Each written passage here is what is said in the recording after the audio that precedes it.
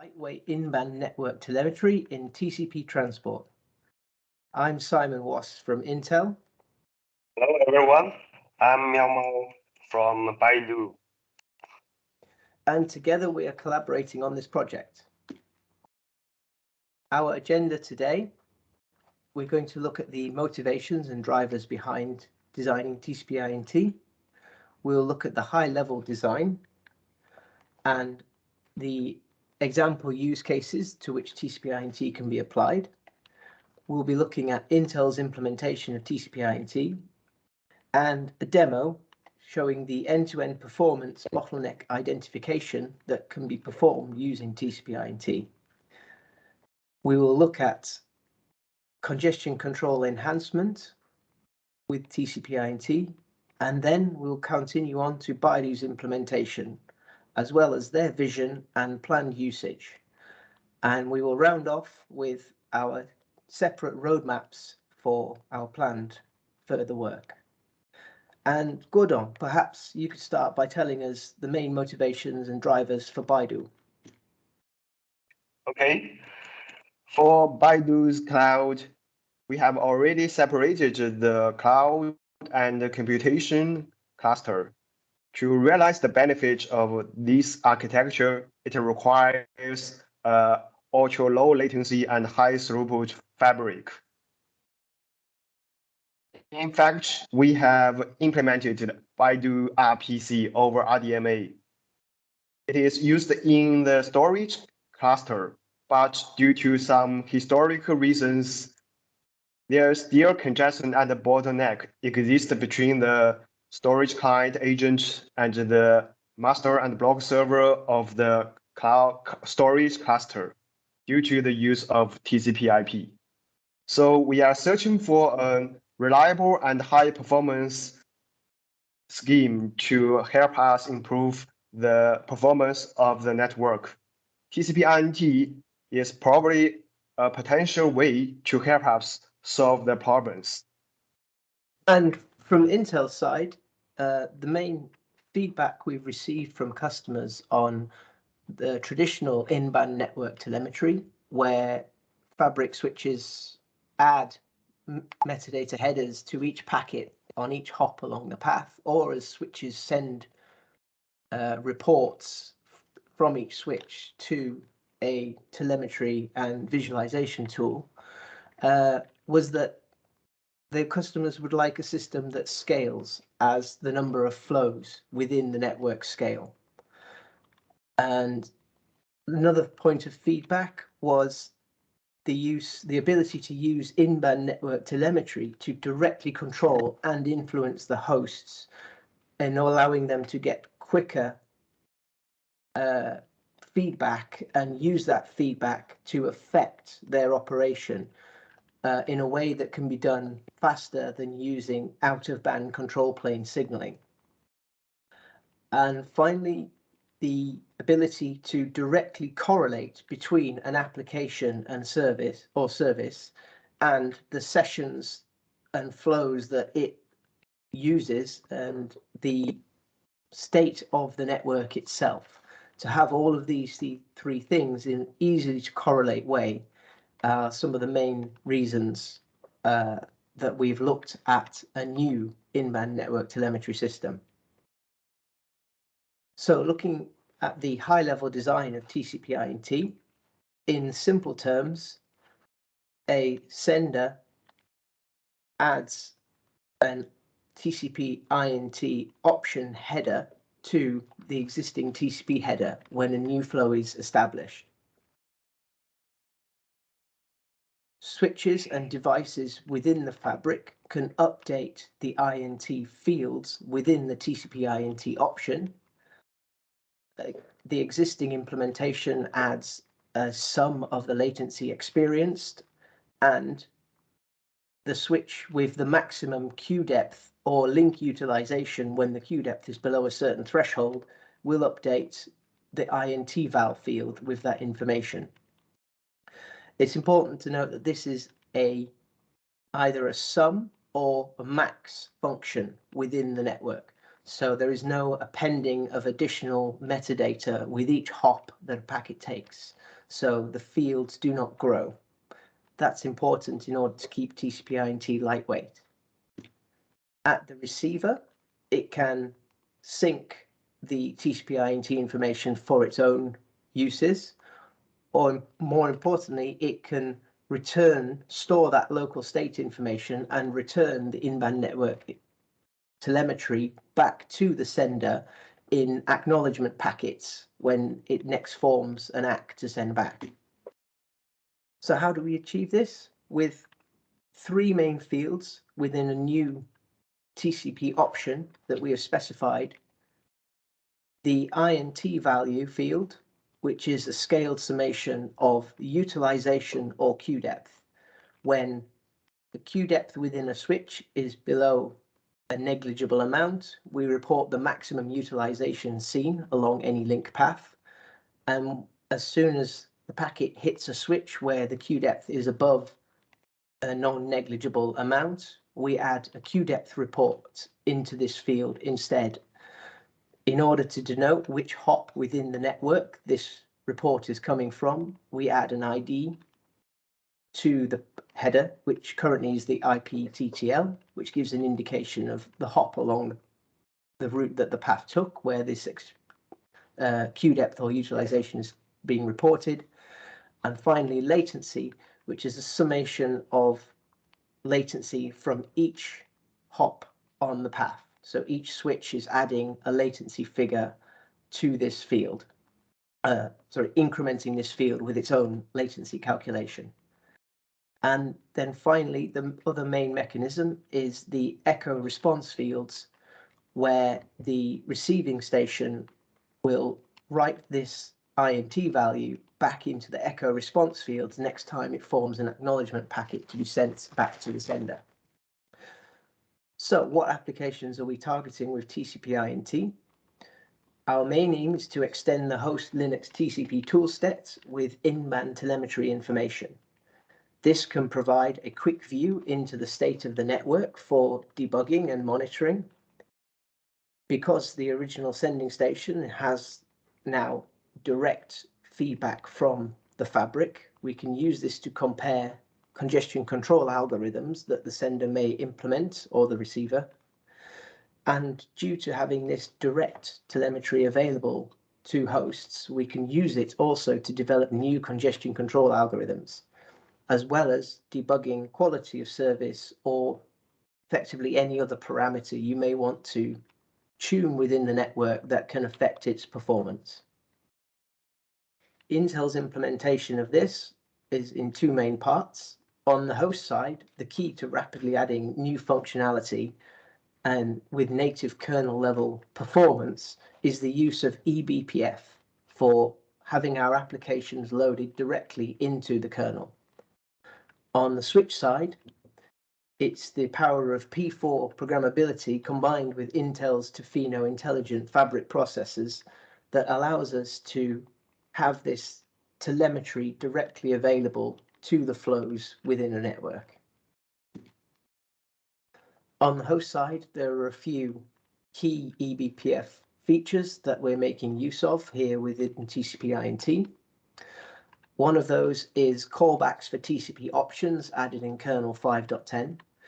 This allows us to set up callbacks for flows when a new TCP connection is initialized, and this allows those callbacks to persist for the lifetime of a flow. This allows any unknown TCP option being received by a host to trigger a callback, which we can then look for TCP-INT and handle appropriately. Another callback is whenever a host, such as the sender, initializes a new TCP segment to be sent onto the network, we get a callback that we can use to initialize the TCP-INT option within the packet. On the receiver side, we're using skbuf local storage, which allows us to keep TCP-INT state between receiving a packet and the sender acknowledging a stream of data, so that when the sender is due to send an acknowledgement, it can check for a updated TCP-INT telemetry information write those echo response values into the echo fields within the TCP-INT header. We're also making use of perf ring buffers for events and histogram data monitoring, configuration maps to enable and disable and control our TCP-INT application, and a user space program which loads our BPF application, adds control mechanisms, and polls the kernel for performance updates and events. On the switch side, we're having the control plane map between the queue depth seen within an egress interface on the switch and also the utilization of the link. In order to get the utilization rate of a link, we're using a feature within Intel's Tofino, which is a rate low-pass filter. This accumulates bytes on a regular basis as every packet is received and has a decay factor so that values added at some constant offset in time will be removed from that accumulation. From this, we can map those accumulated bytes over time to a utilization for a given link speed. Between the queue depth and utilization, we're also using a memorization table so that we can do a quick lookup within the switch, leveraging the power of P4, which is large table space and flexible match action lookup functions, to map between a observed queue depth and accumulated bytes and convert that into a utilization, and then map between queue depth and utilization and an INT value. Tofino will then compare the incoming packet's TCP-INT option header and check the INT value and compare that to its own calculated INT value for the existing interface. And if it finds that its INT value is higher, it will overwrite the packet's INT value information, as well as adding to the accumulated latency fields. For our demo today, we'll be using as an example an NVMe over Fabric storage scenario. We're using FIO storage benchmarking tool, and we are creating congestion with 3 storage initiators sending data to a single storage target. In this demonstration, one initiator is instrumenting its flows with TCP-INT, and it is exporting them via a client application to Intel Deep Insight network analytics software. Here we see on the left user interface, and on the right-hand side we have terminal windows which showing our 3 separate storage initiators. The storage target has already been set up and configured with TCP-INT. So let's see how TCP-INT can be used to measure and identify performance in critical TCP workloads. Here we're loading our TCP-INT application into the BPF. We're enabling TCP-INT packet headers in TCP options. We're enabling tracing events on the sending client, and we're starting our export software to export events to Deep Insight. In the top window, we're adding this terminal to a C group, which means that any process started within the C group will have TCP-INT option headers added to its flows, and we're starting the FIO benchmark. On the left, we can see flows appearing in Deep Insight, and we've selected one of those flows to zoom into for more information. In the top graph, we can see the throughput reported by the host kernel, and we can also see the fabric telemetry reported by TCP-INT in the longest queue depth encountered, as well as the latency contributed by the switches. And when congestion occurs, we will see the effect this has on the sender's TCP information via how it manipulates its congestion window. And we see the link utilization for each interface within the fabric when queue depth within the fabric is low. Now we're starting 2 additional storage initiators on the network. This will cause congestion within the network to occur. We can immediately see a drop in throughput, and we can see the latency in the queue occupancy within the fabric is increasing, particularly on the last hop switch, as denoted by the green line in our graphs. We can see the additional latency introduced in the network because of congestion in the fabric latency sum. This is due to packets sitting in queues waiting to be transmitted. And we see how the TCP state machine reacts to congestion by manipulating its congestion window.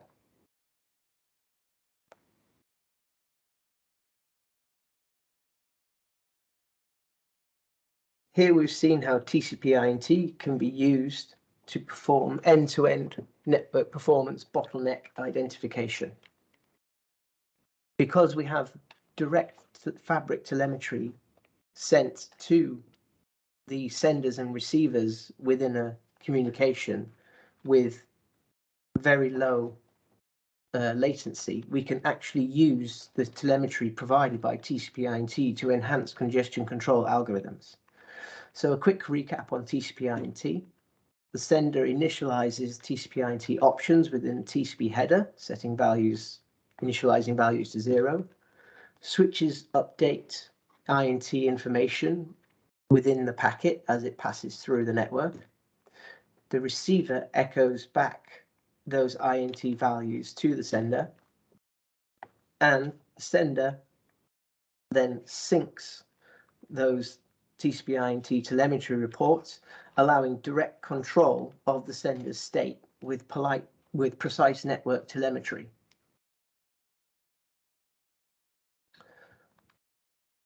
One area we've been looking at is how we can improve the performance of DC-TCP, which is a popular data center congestion control algorithm.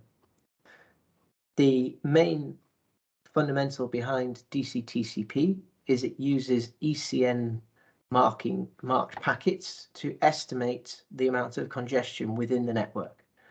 This is a form of feedback from the network where switches will set a bit to true if it believes there's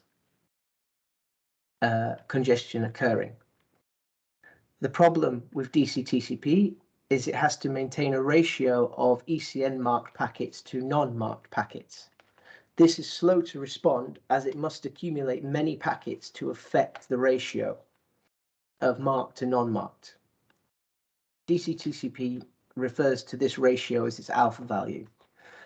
With TCP-INT, we've implemented a new calculation for a new alpha value, which we are calling alpha here, we're calling alpha INT, which is a ratio of the precise queue depth reported by TCP-INT over a target queue depth that we would like to maintain within the network. So this will be a target that is sufficiently low that it will not adversely affect latency and performance of latency sensitive applications. Our ECN plus INT conveys the exact queue depth experience within the network. And as we get an exact queue depth observed back in each TCP-INT packet, the value updates much quicker, leading to faster network response. By then taking the max of DC-TCP's alpha value, or our INT alpha value, we can then maintain interoperability with switches that do not support TCP-INT. Performance results I'm about to show you, we use the following setup, where we have 30 bulk senders sending storage style workload traffic to a receiver. Simultaneously, we have an RPC client, which is sending small flows in a request response style workload, which is very sensitive to latency, sending RPC messages to an RPC server on the same host as the bulk receiver. That RPC workflow is also being instrumented with TCP-INT and streamed to Intel Deep Insight. The bulk senders are also using TCP-INT or setting TCP-INT packet headers within their flows such that they can respond and modify their sending parameters with our congestion control algorithm. In these early performance results, we're seeing significant improvement of performance of small message workflows, such as those typically seen in RPC applications. We see a huge increase from 6,000 request responses per second to 15,000 request responses per second, over 2.5 times performance increase over standard DC TCP congestion control. These are some early results of new applications for network performance improvement using TCP-INT. Perhaps, Gordon, you could share some details of Baidu's implementation of TCP-INT now. Okay. Well, we have already deployed TCP-INT on our Tofino switches in Baidu's testbed. In the meanwhile, we have implemented the congestion control algorithm in our user space stack, which is called HPTCP. In essential, HPTCP is based on HPCC algorithm for RDMA networks, and we ported it to TCP/IP stack. And you can refer to the HPCC paper via the link. It is shown in the slides. And we use the INT value to calculate the U value in the paper. The U value, which is, it is normalized in-flight bytes of the bottleneck link. And here we present the view U value calculation. When the significant bit of INT value equals to 1, then the left lower 7 bits stands for the Q length of the bottleneck. Then we can get the U value as the equation. And the most significant bit of INT value equals to 0, then the left lower 7 bits stands for link utilization. Then we can get U value via this equation. Besides, in case of packet loss, we add the retransmit timeout stage in our stack. When the sender receives 3 duplicative ACK from the receiver, the state machine enters faster retransmit stage. Then the congestion window is decreased to the half.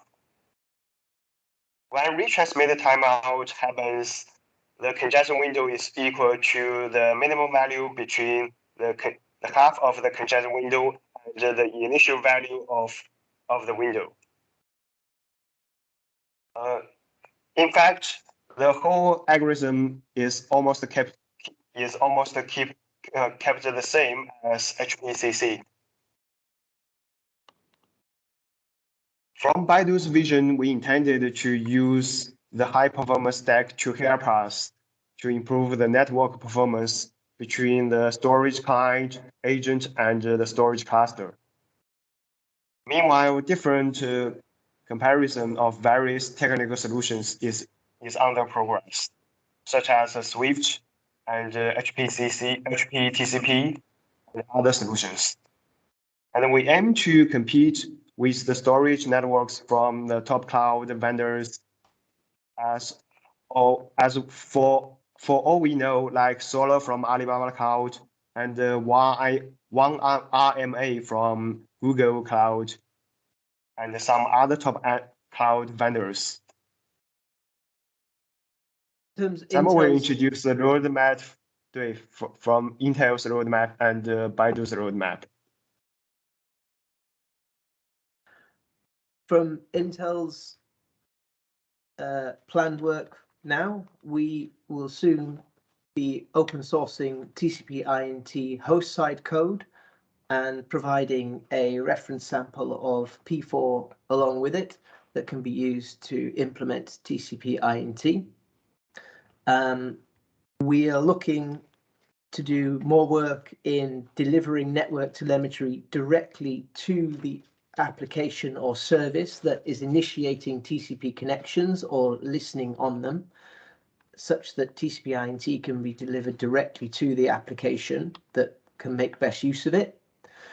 We plan to increase our scale of testing to have hundreds of nodes with TCP-INT telemetry to ensure that we can scale sideways properly. And we will continuing our research into congestion control improvement and network management utilizing TCP-INT. And Guodong, perhaps you can tell us about Baidu's roadmap.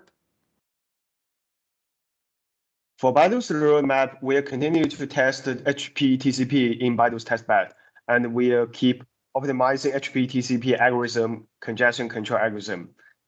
And then we'll compare the performance of HP TCP with Swift and maybe some other RDMA schemes we are still on the try. And then we deploy the new transport stack in our storage client to improve the entire storage networks. So this is our roadmap. This concludes our presentation.